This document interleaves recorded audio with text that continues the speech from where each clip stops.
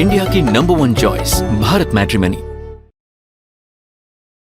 फिलहाल ये बड़ी खबर आपको बता दें, जहां आपको हम बता रहे हैं कैसे ट्रंप और नेतन्याहू की ये वार्निंग, ईरान में अब ग्राउंड ऑपरेशन, और इसी वार्निंग के तहत ग्राउंड ऑपरेशन की एक एक इंफॉर्मेशन हम आपको दे रहे हैं। और फिलहाल अब एक तस्वीर दिखाते हैं, और ये लेबनान पर इजराइल के विध्वंसक वार की वो तस्वीर है जहां इजरायली एयर स्ट्राइक से लेबनान में कैसे भीषण तबाही मची, वो तस्वीर देखिए। ये दक्षिणी लेबनान के सिर इलाके पर आईडीएफ के हमले की वो तस्वीर है। और अगर इन तस्वीरों को आप देखेंगे तो आपको समझ आएगा जिस बात का जिक्र इस वक्त मनीष कर रहे थे कि कैसे हैवी बम्बार्डिंग करते हुए, बड़े स्तर पर स्ट्राइक करते हुए पूरे इलाके को खंडर में तब्दील करने की ये तैयारी। हालांकि ये तस्वीरें इस वक्त आप लेबनान की जरूर देख रहे हैं, लेकिन इसी स्तर पर क्या हमलों को तेहरान में जिस तरीके से अंजाम दिया जा रहा है, उसी के बाद ग्राउंड फोर्स उतारी जाएगी। इजरायली हमले में आपको बता दें कम से कम 20 लोगों की मौत का दावा किया गया, और एयर स्ट्राइक के बाद तबाही की ये वीडियो आपने देखी। वहीं अमेरिका इजरायल के हमलों में ईरान को बड़े नुकसान की अब एक तस्वीर देखिए, जहां एयर स्ट्राइक में ईरान के बड़े सैन्य ठिकानों को तबाह करने के बाद ये तस्वीरें जारी हुई, और हमलों में ईरान के अंडरग्राउंड मिसाइल बेस को नष्ट करने का भी दावा किया गया। डिफेंस सिस्टम और मिलिट्री स्टोरेज भी इसके टारगेट पर रहे। ये अल जजीरा की रिपोर्ट में सैटेलाइट तस्वीरों के आधार पर ही बड़े दावे किए गए हैं।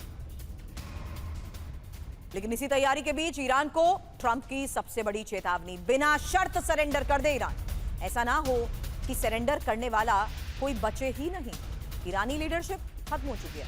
वहीं ईरान को नेतन्याहू की विनाशक धमकी भी सुनिए, क्योंकि ईरान पर सबसे बड़ा हमला करेंगे। नेतन्याहू ने कहा ईरान सरेंडर करे या बर्बादी का सामना। ईरान की आजादी का वक्त नजदीक है। ईरान और इजरायल को फिर करीब लाएंगे। ईरान को अमेरिका की बहुत बड़ी धमकी कि अमेरिकियों की हत्या की तो माफी नहीं, अमेरिकियों को धमकी दी तो खैर नहीं। रक्षा मंत्री पीछे की ये बड़ी चेतावनी है, अमेरिका पीछा करेगा और तबाह कर देगा। सरेंडर करे ईरान नहीं तो सर्वनाश। अब जंग का 9वां दिन, ट्रंप नेतन्याहू की ये सबसे बड़ी चेतावनी, बिना शर्त सरेंडर कर दे ईरान। ऐसा ना हो कि सरेंडर करने वाला कोई बचे ही नहीं। जीडी बख्शी सर, इसी बयान के आधार पर आपसे सवाल करूंगी, क्योंकि ईरान की लीडरशिप और सैन्य क्षमता खत्म होने का डोनाल्ड ट्रंप दावा कर रहे हैं, और ईरान सरेंडर करे या बर्बादी का सामना करने के लिए तैयार रहे। ये नेतन्याहू ने भी कह दिया ईरान पर सबसे बड़ा हमला करेंगे। यही रिपोर्ट्स में तो दावे किए गए हैं सर, लेकिन क्या अमेरिका आज उस सिचुएशन पर पहुंच चुका है कि अब वो अपने कदम ना पीछे खींच सकता है? और दूसरा सबसे बड़ा सवाल सर, कि क्या वाकई ईरान ने इजरायल के लिए भी अलग अलग फ्रंट पर अब मुश्किलें खड़ी कर दी हैं? क्योंकि जिस बात का मनीष जिक्र कर रहे थे, जिस तरीके की स्ट्रैटेजी को अपनाया गया हमास में, क्या उसी स्ट्रैटेजी को अब यहां पर अपनाया जा रहा है? और उन्होंने रशिया यूक्रेन वॉर का भी ये जिक्र किया सर, कि किस तरीके से रशिया भी पहले इलाकों को खंडर में तब्दील कर देता है, उसके बाद आगे बढ़ने की कोशिश करता है।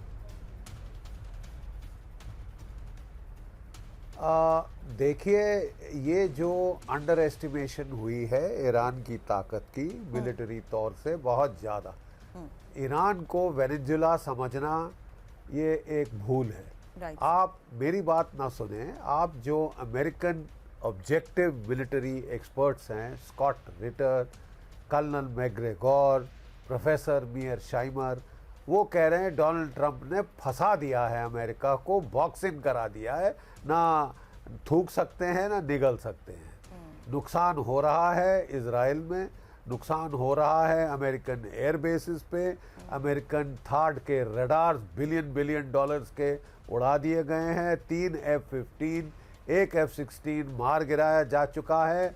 बहुत सारी इनकी लाशें जो है शहीद हो चुके हैं अमेरिकी सैनिक।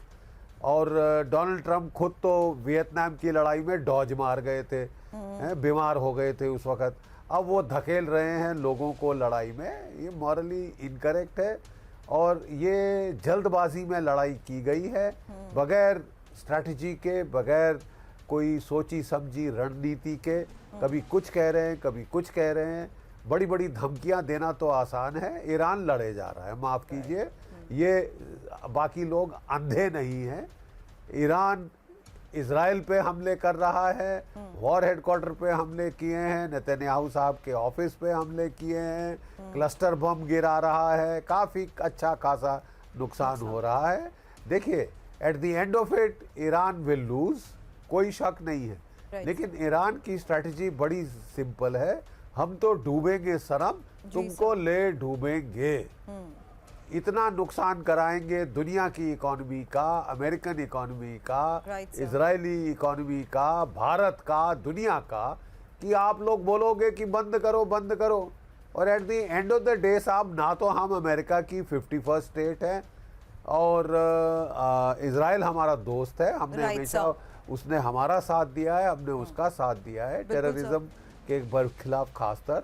सर आप लेकिन इकोनॉमिकल लॉस की बात करते हैं, उनको भी उसमें स्ट्रेट ऑफ हमारे हार्मूज के जरिए ही समझ आ राष्ट्र जाता है। हितों सर के सॉरी टू बट इन, क्योंकि अब जागरूक जी सर, स्ट्रेट ऑफ हार्मूज को लेकर ही डोनाल्ड ट्रंप की ईरान को वार्निंग भी सामने आई है, जहां अमेरिकी जहाजों को छुआ तो टॉर्पेडो से जवाब मिलेगा। अब हॉर्मूज में अमेरिकी शिप की सुरक्षा का भी क्या पूरा प्लान तैयार हो चुका है, क्योंकि दुनिया की ऊर्जा सप्लाई सुरक्षित रखेगा अमेरिका, ये बात डोनाल्ड ट्रंप कह रहे हैं। ईरान की नाकेबंदी की कोशिश नहीं होगी कामयाब। अब स्ट्रेट ऑफ हार्मूज, ये देखिए आपके सामने ग्राफिकली भी ये इंफॉर्मेशन रख रहे हैं, क्योंकि ये रूट बहुत इंपॉर्टेंट है। आपको बता दूं, ये इस वक्त एक और बड़ी खबर, जहां ये साफ है कि किस तरीके से लगातार अब बड़ी खबरें इस फ्रंट से सामने आ रही है और अमेरिका का पेट्रोल अब 14% महंगा हो चुका है। ये इस वक्त एक बड़ी खबर है। एक हफ्ते में कीमतों में बड़ी उछाल, औसतन $3.41 प्रति गैलन पहुंचा दाम, और कच्चा तेल $90.90 प्रति बैरल पहुंच गया है। मिडिल ईस्ट तनाव से ऑयल मार्केट में हड़कंप है।